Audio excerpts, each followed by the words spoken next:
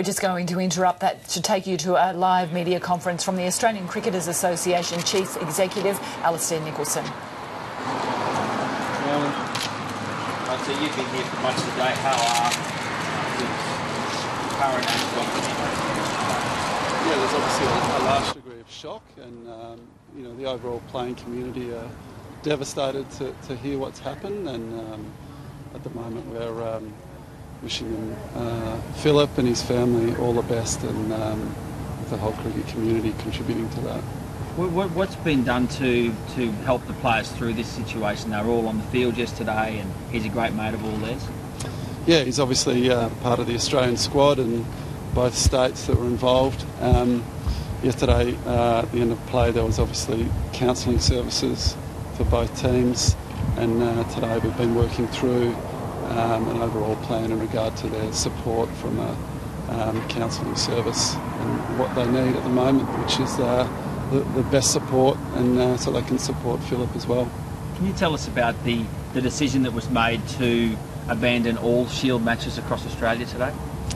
So obviously speaking to the state captains through last night and then this morning in regard to the playing groups, there was a number of players that were very, as I said, shocked and devastated by what had happened, and in conjunction with Cricket Australia, who eventually made the decision, it was decided obviously not to play, and I think that's the right decision, and the players now are obviously going home where it's relevant, and to be looked after in their states and with the ACA.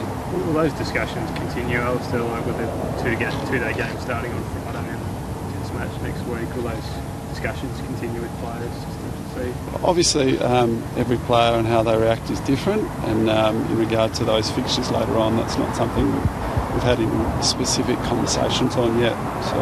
And what about the support for the players in the next couple of days? Obviously, they've been together with the councillors today. Will that be the same tomorrow, for example? Yeah, so there's obviously services in the New South Wales players and then the South Australian players, and at the moment we're coordinating services for the other states, and that's around psychologists, counselling services, and then also the PDMs who work in the state system currently in conjunction with the ACA.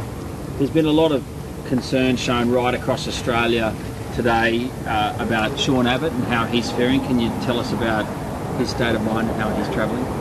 Yeah, so obviously I'm not wanting to individualise players in regard to how they're going, and so he's got a lot of support around him from his teammates, and then also the counselling services, so he's someone that we're monitoring closely, and but know that he's got a lot of support around him. Is it a possibility that several players will take some time away from the game and spend some time away from cricket after this? I think it's too early to stay at this stage, and that's not something that we've discussed at the moment, and it's very much just managing the sort of 24 hours that we've had now. There's been some talk today about helmets, bouncers, safety in the game. Has that been raised with you at all, the Cricketers Association? Not with the playing group. They're obviously dealing with other issues. Safety is obviously an issue for any player association, but in regard to this specific occurrence, it's something that we want to respect Phillip's family and not comment on it today.